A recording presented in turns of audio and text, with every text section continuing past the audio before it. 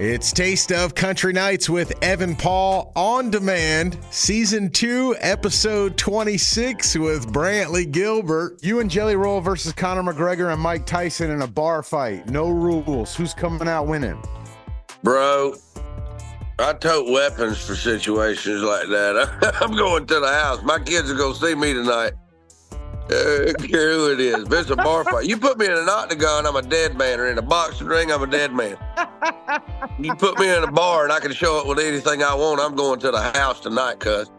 Man, to say we had fun talking to Brantley Gilbert is an understatement. Love talking with Brantley, chatting about his new music and everything he's got going on in his life. There's also a bonus at the end of the Brantley Gilbert interview. There's another special interview as well. Hang on for that. If you missed any of our past interviews, you can relive those. We just had Dylan Scott, Darius Rucker, Terry Clark was on the show, Jelly Roll was hanging out. A lot of big interviews with your favorite country music superstars. Just search for Taste of Country Nights on demand wherever you get your favorite podcasts. What's up, man? How you doing, Brantley? You good? Man, I'm wound up this morning. I done had 2 cups of coffee. I run about 3 laps around the house. I'm good to go. I've had 2 cups of coffee, but I ain't moved yet. I heard that. Oh. Hey, tell me about the new song, man. Give me the story behind it. Brother, over when we're sober, started during a writing retreat. Jelly and I had a bunch of guys coming out. We've been working on a project for a minute, and we had a bunch of guys and girls come out to Lee Bryce's farm outside of Nashville. We wrote a bunch of songs, and there were a few of them. This one included that nobody wants to see me and Jelly Roll sing to each other. You know what I mean? So, we kind of, on those songs, we kind of divvied them up between the two of us. And this one, I fell in love with this song from the minute we wrote it. And we got the opportunity for it to swing our way and jumped at it. And, the next step to, after you write a duet, it's always finding somebody, who you want on it with you. And we had lots of ideas that came across the table, but my producer had worked with Ashley Cooke, and he threw her name out. And I'd played a show with her months before and still remembered her show. I mean, it was just, there were fireworks on stage. And, I checked out what kind of music she'd put out lately, and I saw a 24-song album, which you don't see a whole lot these days. And, it was just freaking incredible, man. I was looking at everything she's got going on. She's really killing it. And, called and had a couple conversations with her. And you could just tell she was driven, man, and motivated and ready to go and really setting the world on fire. So, man, I'm proud to be on a song with her. She's a rock star. I looked at what she had going on musically and I was just extremely impressed with what she had going on. And, called her and had some conversations. You could just tell she's just driven and ridiculously motivated right now in the best way. I was super impressed. And, that's without bringing how talented she is, even, into the question yet. And, man, she went in the studio and knocked this thing out of the park. She's a freaking rock star, dude. I'm just glad to be on it with her. Let me ask you a question. Since you were writing with Jelly, and I know you guys are friends, and I've talked to Jelly about you before. And, so he was telling me about being California sober, where weed kind of saved his life and it's keeping him off of everything else. And the story kind of blew up because I feel like a lot of people don't talk about it as much, especially in country music. Is that something that with him opening that door, you might start talking about more, or other people might? Well, I ain't gonna lie to you. I ain't stopped talking about it. I've released songs about it, and I'm really open about it in conversation because, when I knocked some things out of my life 13 years ago, I waited a year just to be off everything and then kind of pick that back up. And I never wanted people to get the wrong idea. I didn't want to say I was, stone cold sober. I didn't want to, put the raw message out, or I didn't want people to think I was being dishonest. And I've always been really careful about that. I've always been an open book. So I've been talking about it for a minute, but I'm not ashamed of it. I'll continue to talk about it. And And I got to tell you, it's not for everybody. I'm sure it doesn't work for everybody. A lot of addicts, are better off not touching anything. I'm probably one of those, but this has been the only thing I've ever had in my life that I could do conservatively, and when I felt like it. You know what I mean? If I don't smoke for 5 days, I'm not scratching the walls or feeling out of my skin. So it's something I enjoy, man, and it kind of took the place of passing a moonshine jug around. We just passed something else around, and I've never hit Willie Nelson, or Snoop Dogg, and then wanted to go out and do something crazy that might get me locked up. It's a whole different planet. I feel like it is a trending thing, dude. I can't tell you how many people I've talked to recently that are coming off drinking and going to that. Yeah, definitely, man. I think it's great. It's crazy that I mean, we don't need to get into it politically, but our state is just one of the states that's so far behind, but we make music. Like, what do you think we're doing? Like, you know what I'm I think saying? in the places where it's not decriminalized, I think it's I don't see a bunch of cops hustling people over it. It's kind of one of those things where it's like if it's not legal here yet, it will be soon. Right, You got your right. occasional dickhead that's just really wanting you to know he's got a badge, but outside of that, it's like Yeah. most of the cops I know, like around here in Georgia, we're Bible Belt. We'll probably be one of the last states to ever legalize it, but the police that I don't know around here are they're not trying to bust nobody for pot unless you're moving it by the container ship load, and we're not Mhm. doing that around here, Right, right, right. You and Jelly Roll versus Conor McGregor and Mike Tyson in a bar fight. No rules. Who's coming out winning? bro. I tote weapons for situations like that. I'm going to the house. My kids are going to see me tonight. Care who it is. If it's a bar fight, you put me in an octagon, I'm a dead man, or in a boxing ring, I'm a dead man. You put me in a bar and I can show up with anything I want, I'm going to the house tonight, cuz. What new country artist other than Ashley Cooke are you most pumped about? Like, is there someone that's caught your eye?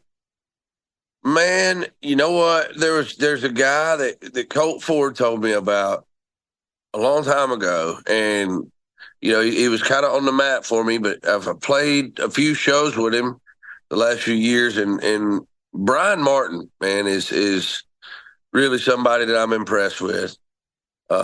It's just it's a different vibe, but having conversations with that dude, there's no cannon fodder there. Like what he's singing, he's experienced, lived, and or been right there with somebody else that has. And I'm a big believer in that kind of music. When we start writing things we're not familiar with, I feel like it's incredibly transparent. Like you just see directly through it, and with him.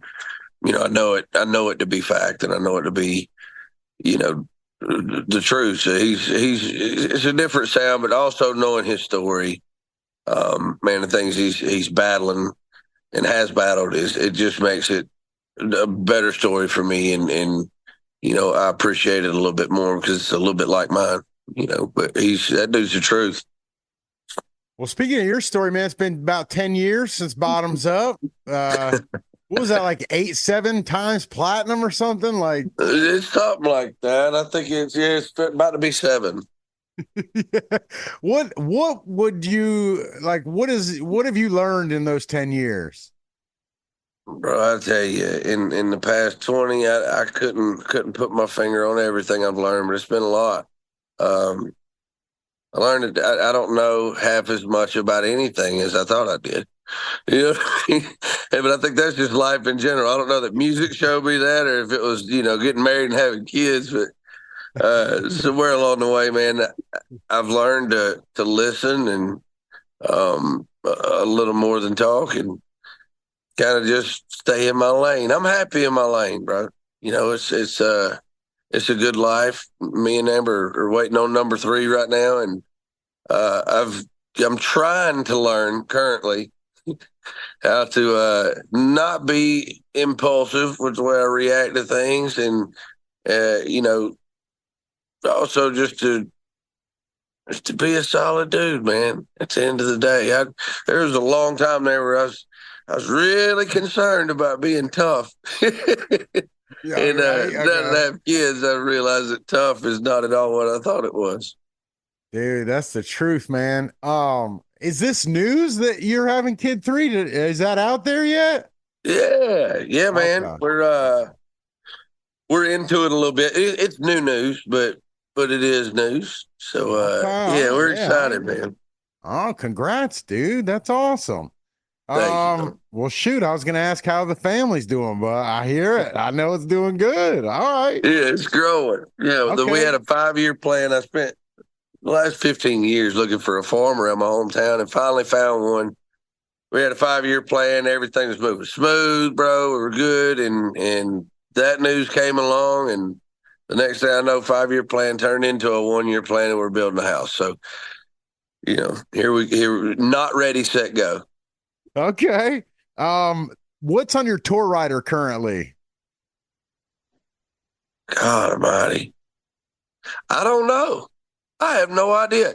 But I'll be completely honest with you. I don't leave the bus much. Like when I get out on the road, I'll go out and when we're playing shows with other folks, when the openers are on stage, or if we're opening for somebody, like I'll go watch everybody's show just because I don't really get to see live music. You know what I mean? I don't get to go to concerts because we're always playing, on weekends. So there's always something to learn. So I like to go out and watch shows, but outside of that, man, I'm pretty simple. I don't require a lot.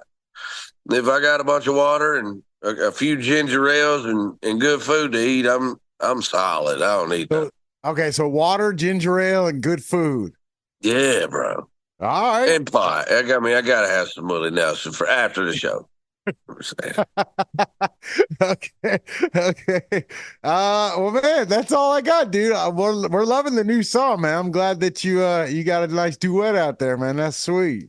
No, bro, I'm excited about it. And like I said, she's just a freaking rock star. She knocked it out of the park, and proud to have a song with her, man. We're and dude, this thing's gonna sound killer live too. Like she went in the studio, and what you hear her voice do, we got that back the first time. It wasn't one of those things where we sent it back multiple times. Like, hey, can you recut this or redo this or do this different? It was like, dude, what she sent us back was on point. Just good to go. Okay. All right. Well, we appreciate it, man. Thank you for taking the time and for hanging out. Absolutely, brother. I appreciate you having me. All right, now let's seg into this bonus interview that we had with Elvie Shane. Yeah, man, let's talk about first place with Little Big Town. Yep.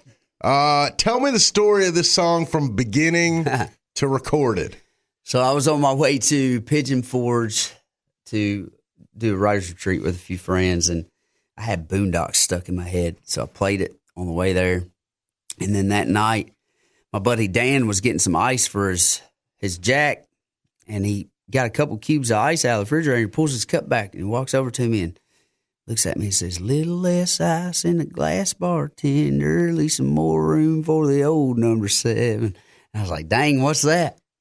Oh, no, let's write it. So we had a little jack and we wrote the song. And about midway through the song, I looked at him. It kind of gave me Boondock vibes for whatever reason. And I was like, guys, we're going to finish the song. I'm going to have Little Big Town sing on it. And I was a little twisted, So they were like, okay, buddy, I was like, no, for real, it's happening. Yeah. So we finished, and I'm a little more twisted. We get done. My buddy videos us just jamming the song out. And we posted a clip of that last night on Instagram if anybody wants to see it. But I get on Instagram, and I find Karen Fairchild, and I just sent her the video. I was like, hey, I listened to Boondocks today. Thanks for the inspiration. It was like very chicken way of doing things. So 20 minutes later, a little bit more liquid courage, I text her back and said, F it. What I really mean to say is, if y'all like this, it'd be real cool if you'd sing on it with me. And the next day, woke up with a headache, a hangover, and a message from Karen Fairchild saying, let's do it. We love it. Wow. It's cool, man. It just goes to show that kicking down doors can still get things done. There's always a process. You go through the manager or the booking agency or the whatever, but sometimes, Yeah. I mean, a lot of time the process is just jack. Mm-hmm. Daniels, and hitting the golf course, right?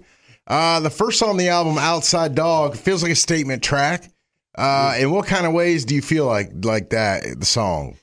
Man, I've always kind of felt like an outside dog. I never really had a friend group or anything. I bounced around in school a lot, and we put the record out, that first record, and it was definitely different than what was going on currently, and didn't see a lot of success out of that after having the number one with My Boy, which was amazing. I don't want to take anything away from that, but honestly, that song was just, my ego was just barking a lot, man. And I'd been having some meetings, and we weren't going to record this music, and I was having a hard time because I believed in the music. And so on a flight back from the UK, I'm just like, all right, I'm just going to let him off the chain. I'm going to write all this stuff down and just get it out of my head so I can get in a better headspace and just feel a little more healthy and go on with business. And then I got to think about it. I was like, man, well, sometimes the ego is bad, but sometimes it's a little dude in the back of your brain saying we can do this when everybody else says you can't. Right. So I wanted to get the ego out of the way for the rest of the record, because there's a lot of stuff on there that's, I feel like needs to be paid attention to.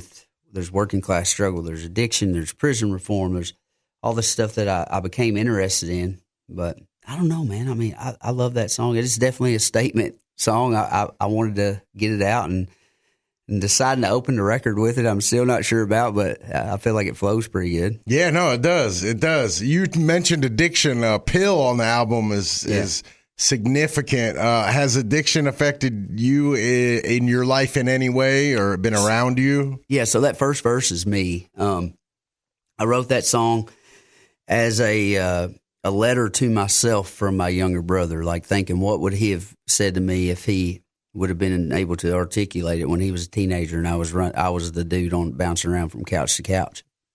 And so that's what we came up with, bumming $5 off of my mama, telling her I needed a cheeseburger from McDonald's, but, that would be enough to get me high for a little while. And then the second verse was an apology to a girl that I kind of drugged down that road with me, no pun intended.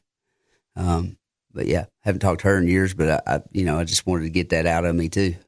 Are you gonna try to get the song to her in some way? If it happens, it happens. Okay. We still got all the same old friends from school and everything. I'm sure she's probably heard it by now. She might not know it's for her, but if she hears it, she probably does. Another song on the album, I'm assuming, is not fully biographical. I'm assuming you haven't gone to jail for shooting a man, but maybe you have. I don't know. Have you ever been to prison? No, I've never been to prison. That's a biographical piece. That song verbatim is the case of my oldest childhood friend. That's his number. For real? 215-634? Yeah, he called me one day and he had been moved. And he said, man, they changed my name. I said, what did they change your name to? He said, 215-634. It just didn't sit right with me. His life was being threatened while he was out on parole. And he acquired a gun the way that felons do. And this guy kicked in the door on him and backed him in a corner with a gun. And my buddy pulled his gun out and shot and killed the man. And since he was a felon in possession of a firearm, he wasn't able to claim self-defense. So I feel it's an important story to be told. I went and played at the prison for 90 of those convicts there. And, some of them have made their way out since we went and played, and they've reached out to us and let us know how we, helped them with that show and stuff. So that was cool. But yeah, everything on this record is, it's all true. It's all either my story or a story from somebody that I felt was important to be told. Well, it's more of like a gritty record, obviously different from the song My Boy. How hard was it to get out of that role? Well, My Boy was never the sound. It was just a song that, I felt like needed to be shared as well. It's definitely been, it was a little bit of a pigeonhole, I feel like. So that might be, or definitely is part of the reason why this record is so much more, aggressive or raw, I just wanted to really let people know that with Backslider and My Boy, there was a lot of things that were glazed over. A lot of stories that were there was a little polish put on them. And after My Boy had its success, and I felt there were other songs on there that should have had their day, and they didn't. And I just naturally became a little frustrated with things, and it led me to be like, you know what, if I'm going to try to do this, I kept my integrity with Backslider, but I tried to pay attention to like opportunities and palatability or whatever, but it didn't work out the way I intended. So I'm just going to do it. I'm just going to do whatever in the hell I want for this project, So. And it was definitely, and I had that attitude too, which isn't the best attitude to have. So there was a lot of, I think because of the way I came off in the beginning, there was a lot of pushback from parts of my team that stretched this process out much longer than it should have been. But I take responsibility for that. And I'm just glad that they finally seen it fit to say, hey, let's get in there and do this, That's cool, man. You and your wife have a daughter now. She turns 3 in July. Is parenting different this time? Much different. I mean, I'm getting to enjoy the baby years.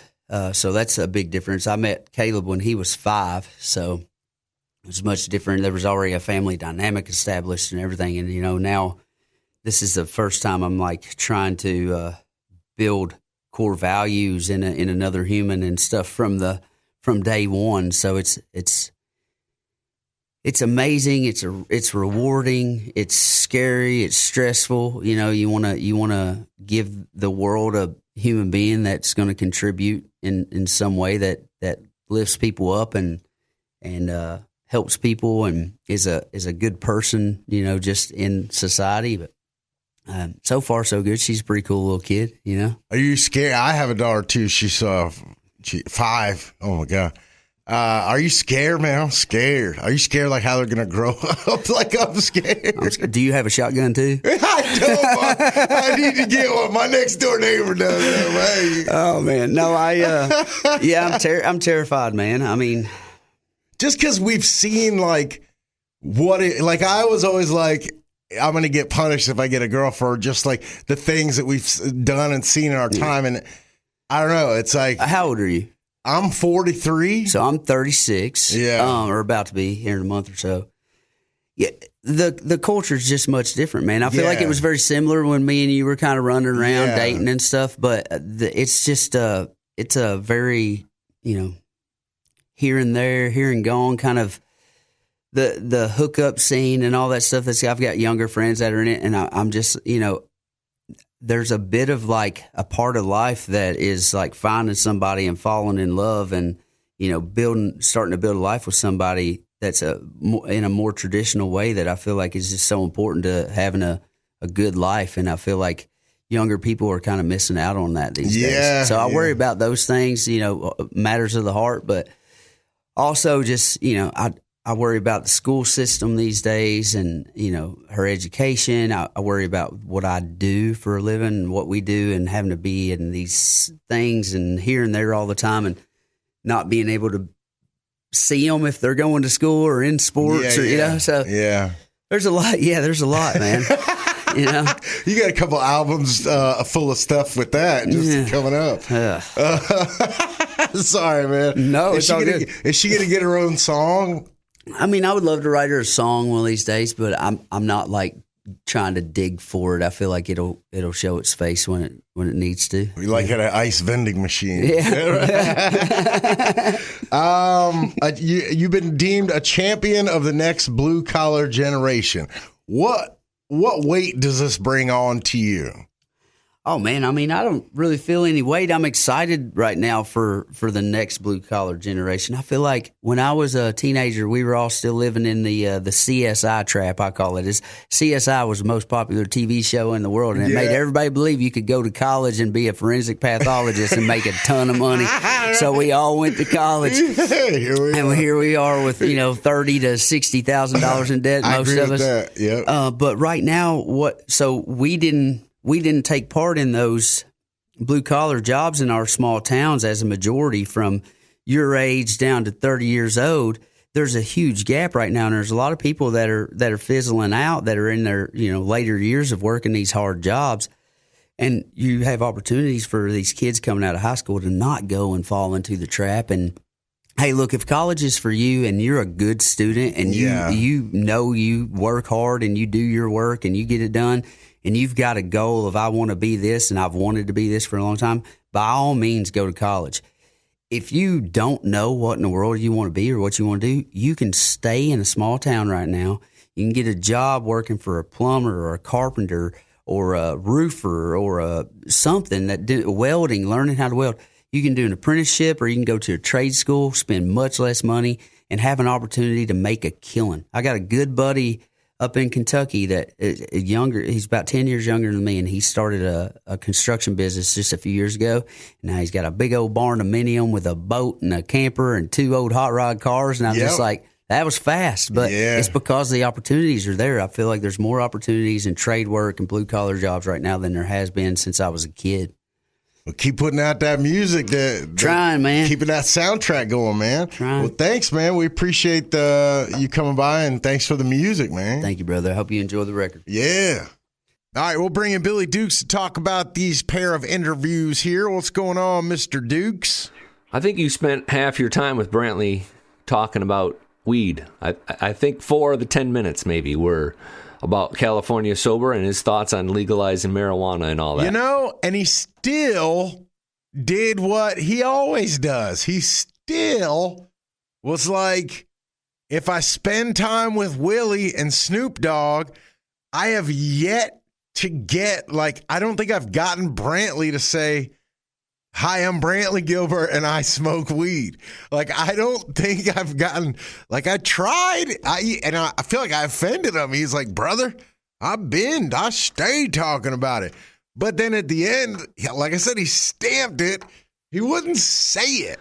It does seem to be like a taboo word for him for some reason, and I don't know why that is at this point, but yeah, that's what I'm trying to figure out. There's almost like a conspiracy theory to be had there. I feel like somebody told him, you could talk about anything you want, just don't say this word, and maybe he's on to something, but Jelly Roll said the actual words and it became a huge national story. So maybe Brantley doesn't want to be, maybe it goes deeper than we think. Maybe he does. Maybe his publicist doesn't want him to be in the news under that connotation. He does. I mean, he did sort of divide up the topic a little bit. His points of view weren't entirely in line with Jelly Roll's. I forget exactly what he said that differentiated from Jelly Roll, but he was a little bit different in terms, I didn't get a feeling that he needed to smoke like Jelly Roll needs to smoke. I think Brantley just likes to smoke.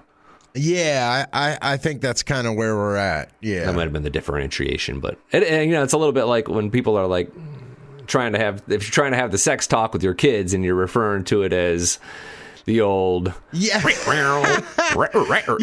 what he does. It's what he does every time. I've talked to him 10 times. He does that every time. He's like, if I do hang out with old Willie. Except I feel like he added Snoop Dogg this time, which was new. Yeah, Snoop Dogg's his new character. Who else is there that he when Woody Harrelson and I are spending time together, who else is a big lifelong pothead that maybe he can throw in there, right? And now that anytime Brantley refers to anybody hanging out on his bus or hanging out on their bus, what they're doing, basically. I mean, the artist he mentioned as an artist he's looking forward to, but Brian Martin, that dude's got a top 10 single, and no one is talking about the guy. Brian Martin, his song is "We Ride." His song is getting really big. I haven't seen hardly any interviews with him. He's on an independent label. But it's a great story that no one's telling. I'm fascinated with it. Yeah, same. We play it all the time on Taste of Country Nights, which airs on a bunch of radio stations. You can look at tasteofcountry.com and find a local one. But we play it all the time, and it's huge. And it's surprising to me that Brantley, sought him out. I mean, are they boys now, or is Brantley like fanboying, or is that someone that's on his tour? Why do you think is it truly legit who he thinks is next? Yeah, I think so. Well, it's the Colt Ford connection. I mean, Brian is on Colt Ford's record label, and Brantley obviously is really good friends with Colt Ford. So I'm pretty sure that's the connection. But weren't we supposed to have Brian Martin in at some point? Like, the interview got canceled, though, for some reason. And I don't exactly recall how it is, but I'd love to get that. Because his story, I've kind of looked into a little bit. It's kind of up and down. I think he had maybe some drug alcohol issues at one point and has kind of battled some demons. And he's an older dude. He's not like 22. He looks to be in his mid to upper 30s. Just on sight. And I apologize to him if he is 24. He just has an older sort of, he has some lines in his face that tells me he's a little bit older. Yeah, I think he has older kids, too.